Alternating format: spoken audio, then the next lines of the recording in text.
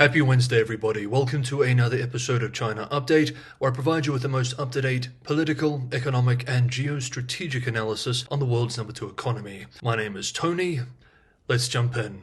And we begin today, as we usually do, with the economy. Today, Wednesday, the National Bureau of Statistics published new October numbers, which showed that industrial profits fell 10% year-on-year. While this is a poor result, the silver lining is that it's not as bad as the 27.1% drop we saw in September. This narrowing decline suggests that Beijing's stimulus measures are kicking in, but are still not enough to stabilize the slowing economy. China has introduced a series of stimulus measures to boost economic growth and shore up market confidence, including cutting interest rates and injecting liquidity into the financial system. We have followed this as they've been rolled out. I sometimes receive complaints from people saying that I never cover positive news on the Chinese economy. Well, month after month, the trend is consistently a downwards slope. All we can do is follow this, and when things change and the economy begins to bottom out, our coverage will reflect this.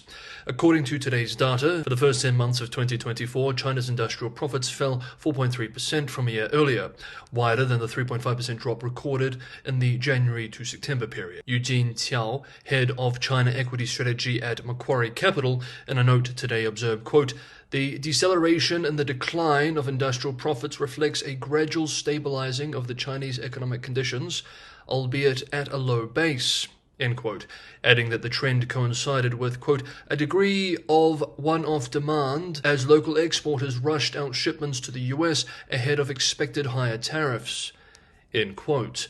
Last week, we learned that China's consumer price index in October rose slower than expected, edging up 0.3% from a year ago, marking the slowest rise since June. Meanwhile, the producer price index fell 2.9% on year, showing that deflation deepened from the 2.8% drop in the prior month. China's economy is still very sick. Next up, in a bombshell exclusive published today, Wednesday, UK-based The Financial Times, citing unnamed sources in the US government, writes that China has put its defense minister under investigation in the latest corruption-related scandal to hit the top of the People's Liberation Army. Admiral Dong Jun, who was named in December of last year after his predecessor, General Li Xiangfu, was himself fired for corruption, is being investigated as part of a broader probe into graft into the People's Liberation Army. He is the third consecutive serving or former defense minister to be investigated for alleged corruption, with the last one only lasting 7 months in the job. Both men were appointed by Xi Jinping himself. This news comes just a week after Dong attended an Asian defense meeting in Laos, at which he refused to meet with US Defense Secretary Lloyd Austin, which we covered at the time. China's defense ministry blamed the US for the rebuff, saying Washington was, quote, solely responsible, end quote, because it had recently approved a package of weapons for Taiwan, which for the first time included advanced surface-to-air missiles.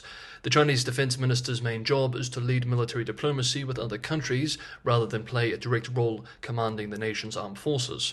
Still, this probe would signal turmoil within the PLA as it ramps up drills around Taiwan. As the Financial Times writes, quote, "The investigation into Dong suggests Xi is broadening his probe into corruption in the PLA," end quote. Adding that, in addition to the removal of the defense ministers too, China's top leader has also previously removed the 2 officials who headed the PLA rocket forces and oversaw China's nuclear weapons program. Next up is China and the US heading towards a currency war. But just quickly, if you're getting some value from today's episode of China Update, I have a huge favor to ask. That is just to hit the like button. Subscribing is a big help too. And for those who want to go the extra mile and help me keep China Update financially sustainable, Patreon and Buy Me a Coffee links are in the description below.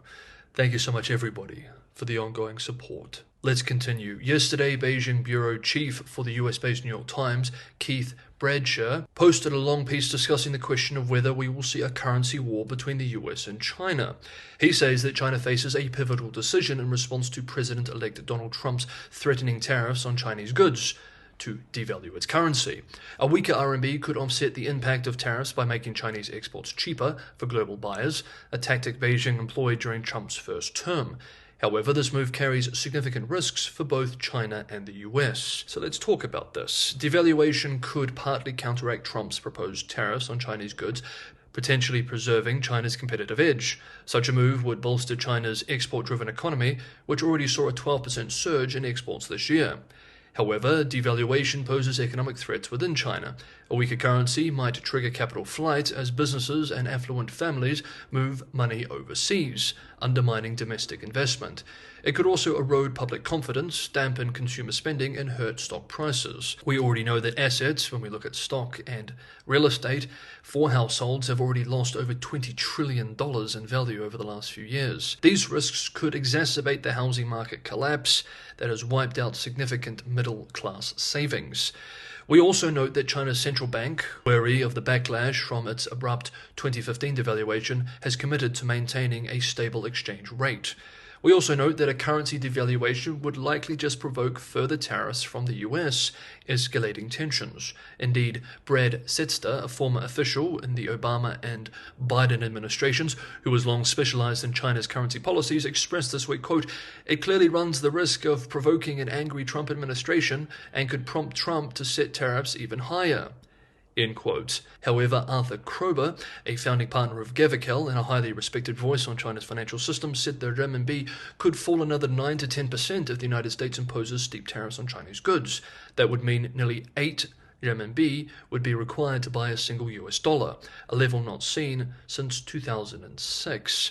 In the debate surrounding whether Beijing would depreciate or not, Peking University professor of finance Michael Pettis observed today, quote, "I would add that another, perhaps bigger risk to the policy of RMB depreciation would be that it would exacerbate global trade conflict. That's because depreciating the RMB would entail retaliating against US tariffs by punishing all of China's trade partners. To the extent it worked, it would work by shifting a part of its surplus with the US to the rest of the world. And with the US absorbing roughly half of global surpluses, any meaningful reduction in the US deficit would be a painful adjustment for the rest of the world. The fact is that the huge US deficit has been costly for the US economy, and if a part of that cost were to shift to other countries, their own reaction to unwanted deficits would likely harden substantially." End quote. Now, on this topic, I wanted to end with a post made today by Yi Fuxian, China-born US-based demographer and China commentator. Now, the post was in Chinese. We will examine a translation which has been lightly edited for brevity. Quote, "If excessive devaluation of the renminbi under tariff pressure triggers capital flight, how can China respond effectively? Here are 4 strategies to achieve a mutually beneficial outcome. 1. Structural reforms. China should raise the proportion of household disposable income to GDP to the international norm of 60 to 70%. This approach offers 4 key benefits: boost domestic consumption and increase imports from the US, absorb overcapacity through domestic demand, preventing rapid decline in manufacturing due to supply chain shifts, expand the middle class, narrowing ideological gaps with the US, enhance families' ability to raise children, improving birth rates, and avoiding demographic collapse. 2. Adjusting trade patterns. 3. Industrial chain cooperation. Revitalizing US manufacturing from scratch is challenging and costly. Cooperation with China in the industrial supply chain could benefit both countries. 4. Building strategic trust. Even with higher tariffs, achieving an 80% export-import ratio is a strong outcome. China should avoid a narrow tit-for-tat mindset and wake up from its Chinese dream of constructing a new international order. Instead, it should collaborate with the United States in non-economic and political matters to maintain the current US-led global order. Strategic trust would help China secure a larger trade surplus with the US and reduce America's diplomatic costs, such as those incurred in conflicts like the Ukraine or Gaza wars, allowing the US to focus on economic growth. Ultimately, balancing US-China trade through political alignment requires visionary leadership." End quote. This is quite the optimistic and frankly idealistic view, but I feel that most China commentators now feel much more pessimistic about the road China and the world is heading down. Okay, that is today's episode of China Update. Thank you so much everybody for watching. Have a good Wednesday, and I will see you all tomorrow.